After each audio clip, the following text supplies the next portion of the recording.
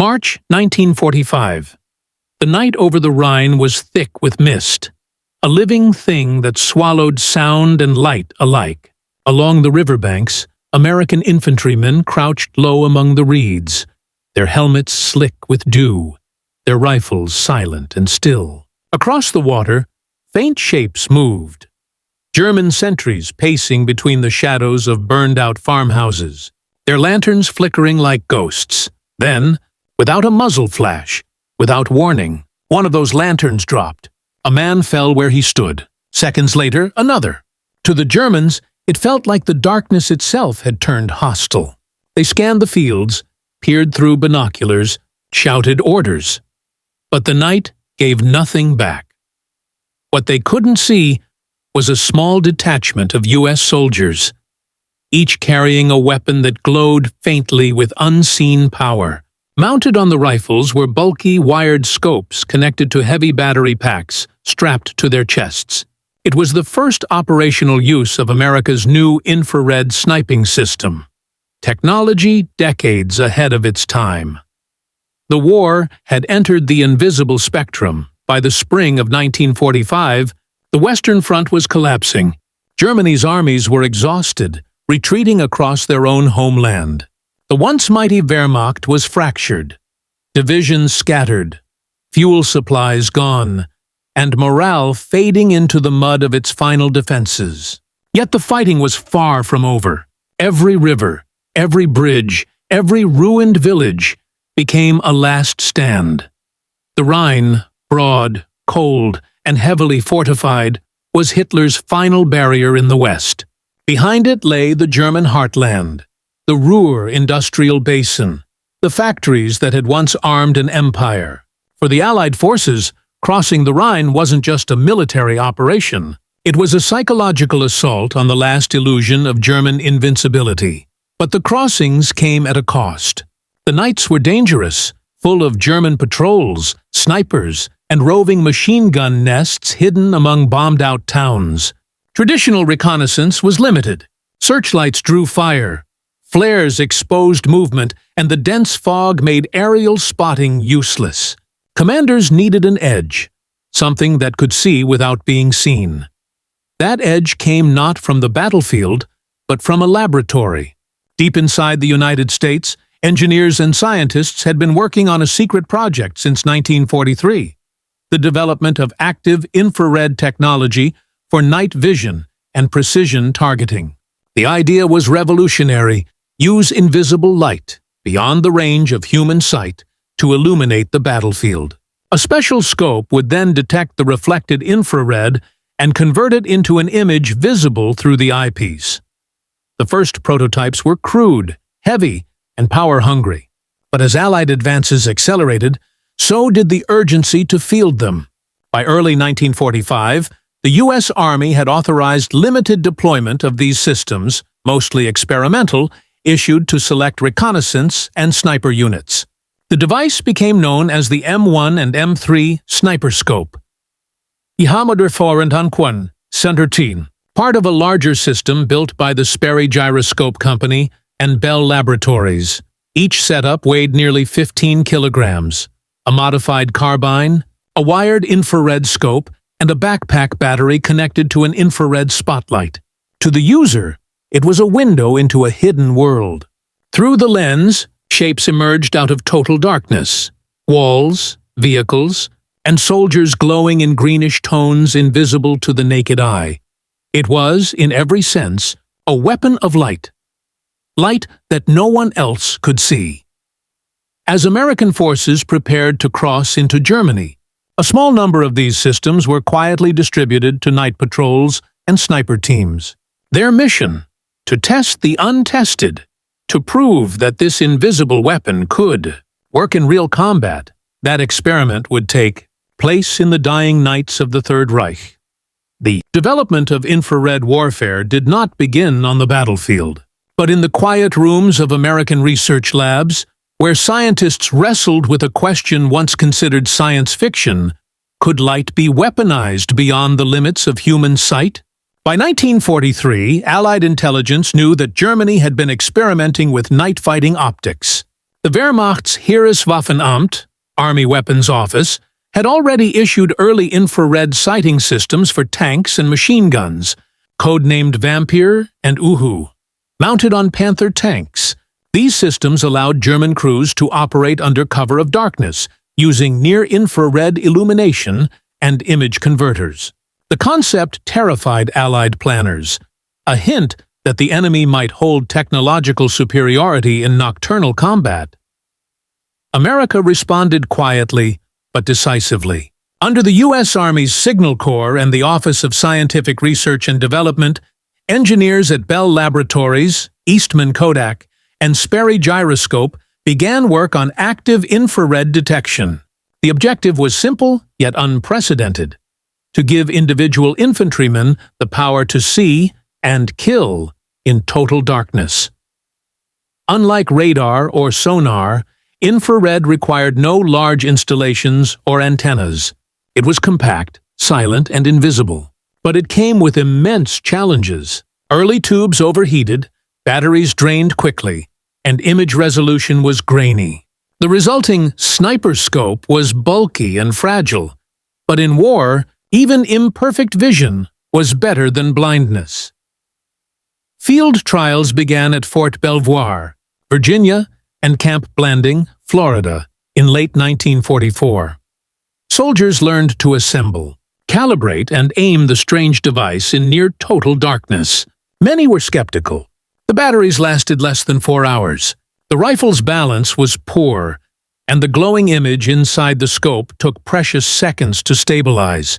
Yet what they saw through the eyepiece, clear silhouettes where the naked eye saw nothing, was enough to silence doubt. By early 1945, reports from the Pacific Theater encouraged deployment in Europe. In the Philippines, Marines had already used prototype infrared carbines in night ambushes against Japanese patrols, with devastating results. The War Department took notice. If the same advantage could be brought to Europe, against German night defenses along the Rhine, and in the forests of Hesse and Bavaria, it could save lives and shorten engagements. The technology's debut on European soil was cautious. Only a few dozen sets were available. They were distributed among specialized night hunting teams, reconnaissance elements, engineer scouts, and select snipers attached to the Third Army and First Army. Their orders were explicit: operate under darkness, collect performance data, and, if possible, disrupt enemy movement. For the Germans who first encountered this weapon, there was no warning, only sudden, precise death from the shadows. As the nights grew shorter and the Reich shrank by the day, American soldiers were about to show that even in war's final hours, innovation could still change the rules of combat. For the American soldiers who carried the infrared rifles, the experience was as surreal as it was terrifying. The men of the Third Army's night patrols were accustomed to stumbling through pitch-black woods, guided only by sound and instinct. But now, when they peered through their scopes, the darkness vanished. Trees shimmered like pale outlines. Fences, ruins, and bodies glowed with a faint spectral hue. It was as if they had been given a supernatural power, the ability to see life where no light existed. Yet that same gift carried a psychological weight. Soldiers reported feeling strangely detached when firing through the scope. The targets appeared as glowing shapes, not faces. One after-action report noted, "It was like hunting ghosts. They dropped before they ever knew we were there." Some found that detachment comforting. Others found it haunting. The weapon erased the intimacy of combat. For the first time in history, a man could kill another human being in total darkness, guided only by invisible light. In those final weeks of the war, the U.S. Army's infrared operators moved like shadows among ruins and farmlands. Their comrades whispered about them: the night snipers, the ghost shooters. Few knew exactly what they carried, but everyone knew their presence changed the tone of the night. Angle 2. Tactical superiority. The unseen. Advantage from a tactical perspective. Infrared snipers introduced a new kind of battlefield control. The late-war German defenses relied heavily on nighttime movement. Supply convoys, artillery repositioning, and infantry withdrawals often took place after dusk to avoid Allied air attacks. This rhythm, vital to survival, depended on darkness as a shield. Infrared scopes stripped that shield away. American units using M3 Sniperscopes could observe road junctions and river crossings without flares or illumination rounds. Commanders began assigning them to overwatch positions, using the infrared beam's limited 75-yard range to ambush sentries or detect approaching patrols before contact. Even though range and power were modest, the psychological and tactical impact was profound. For the Germans, the rules of night combat collapsed overnight. Veteran soldiers who trusted darkness for cover suddenly found themselves exposed. Reports from prisoners captured near the Rhine crossings described confusion and disbelief. One recalled seeing comrades fall without sound, without light, as if struck by God's hand. Another admitted, "We thought the Americans had some new radar gun, something that could see us through the fog." Infrared warfare was still experimental, but to the soldiers who faced it, it was indistinguishable from magic. Angle 3. Technology's burden, power and fragility. Despite its advantages, the infrared sniping system was far from perfect. The bulky battery packs weighed down soldiers, often exceeding 30 pounds when combined with the carbine and scope. The active infrared lamps drew immense power, limiting use to only a few hours per night. In wet or cold conditions, the electronics faltered, and the visibility range, barely 80 yards in ideal conditions, made it more a precision ambush tool than a true sniping system. But even in its infancy, the technology pointed to a future no one could ignore. It was the first time energy, optics, and combat merged into one silent mechanism of control. Engineers saw it as the beginning of a new era of warfare, where machines would extend human senses beyond nature's boundaries. For the men who used it, however, it was simply heavy, dangerous, and new. They could not yet see that this crude apparatus, humming quietly in the night, was the ancestor of every thermal scope, every night vision goggle, every sensor that now defines modern combat.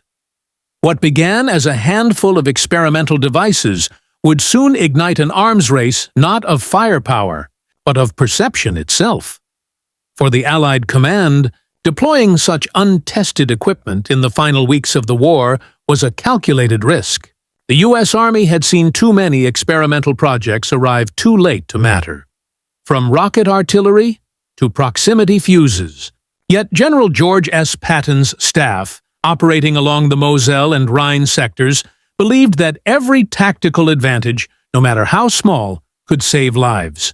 The idea of owning the night intrigued the forward-thinking officers who had already seen how technology could turn the tide in armored warfare. Commanders authorized limited field trials, pairing small teams of infrared snipers with engineers and intelligence officers. Their mission was not simply to kill, but to observe, to gather empirical data on performance, durability, and morale impact. Reports from these units were circulated quietly through headquarters channels. One memo described the system as promising but delicate. Another praised it as a glimpse into future battlefields. Strategically, the timing was symbolic. As the German war machine crumbled, American leadership was already looking beyond the current conflict. The lessons of infrared warfare hinted at a future where visibility itself would become a weapon. Generals who once fought for territory were now fighting for information, for the ability to see first, strike first, and disappear before the enemy could respond. Angle 5. The enemy's perspective. Stunned, then adapted. For the Germans, the encounter with America's infrared snipers was both shocking and familiar. Their own army had pioneered similar devices years earlier. Vampire night vision systems mounted on STG-44 assault rifles and Uhu infrared spotlights used on Panther tanks. But these technologies had arrived too late, produced in quantities too small to influence the war's outcome. Most German infantrymen never saw them, let alone understood how they worked. When German officers first recovered a captured American infrared scope near the Ruhr, they were astonished by its refinement. The U.S. system was simpler, sturdier, and more portable than their own. Some believed they were facing a large-scale deployment. Others thought it a bluff. A few isolated tests meant to sow fear, but the psychological impact spread faster than the truth. In field reports and diary entries from the final weeks of the war, officers described an unseen enemy and silent American shooters who struck at night with impossible accuracy. By the time the Wehrmacht realized the scope's limited range, it no longer mattered. The myth had done its job. German troops hesitated to move at night, even when no infrared teams were nearby. Fear itself had become a weapon. In that final winter of the war, both sides glimpsed the same truth, that the battle for the night had only just begun. March 23, 1945.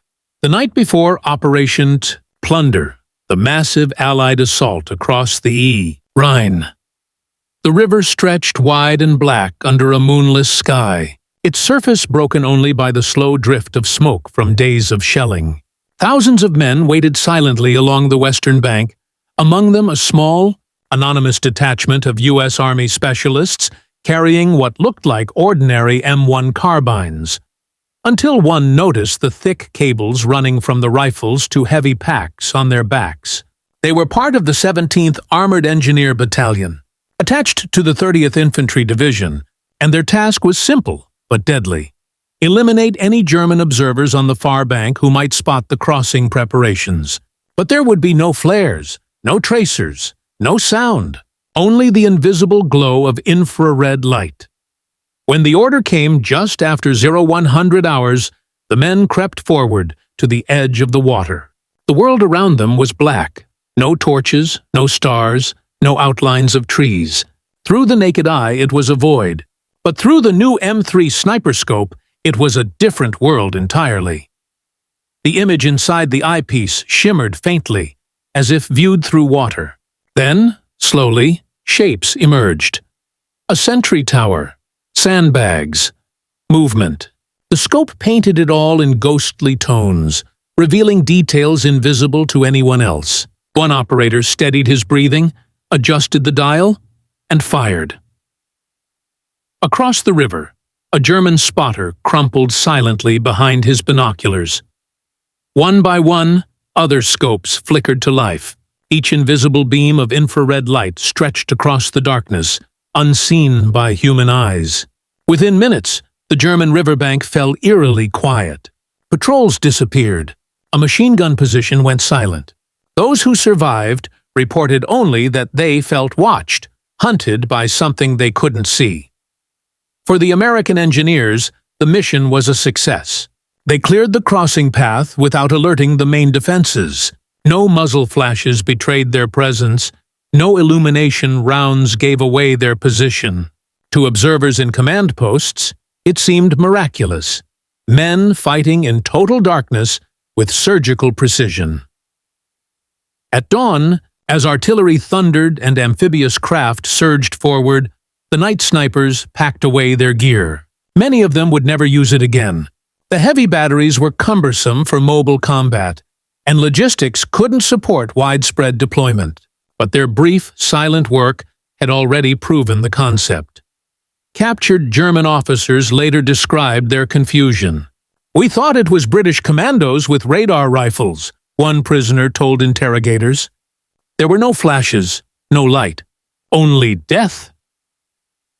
What had begun as a scientific experiment in American laboratories had now crossed the Rhine and entered the legend of modern warfare. The next phase would unfold deeper inside Germany, where forests and villages offered the perfect stage for invisible hunters. As Allied troops pushed eastward from the Rhine, the fighting grew more chaotic, more desperate. Town by town, village by village, the remnants of the German army resisted. Fanatically, yet aimlessly.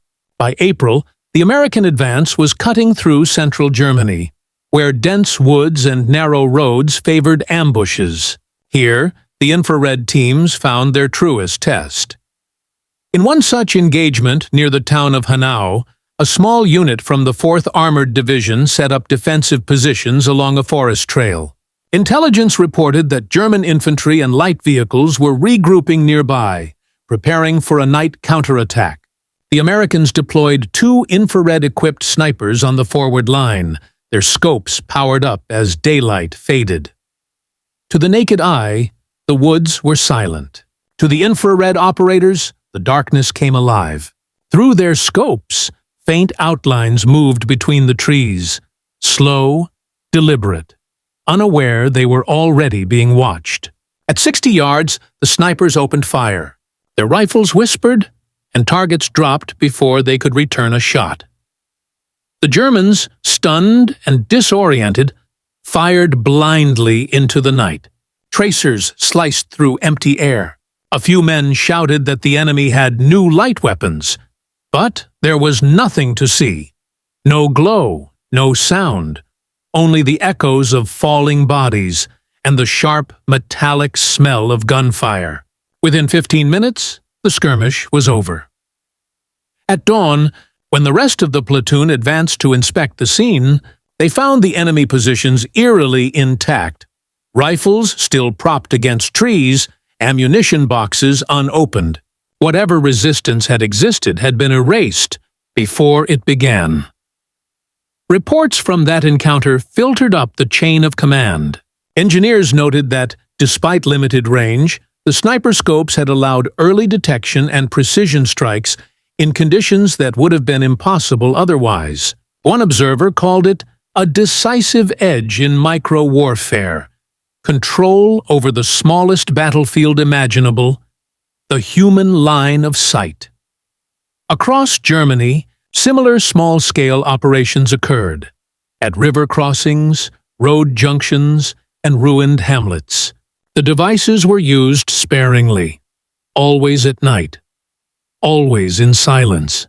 For many German soldiers, these encounters became rumors, stories of American soldiers who could see in the dark, whose weapons killed without flame. By late April, as the U.S. Army entered Bavaria and Saxony, the infrared experiment had proven itself. It didn't win battles on its own, but it revealed something far greater.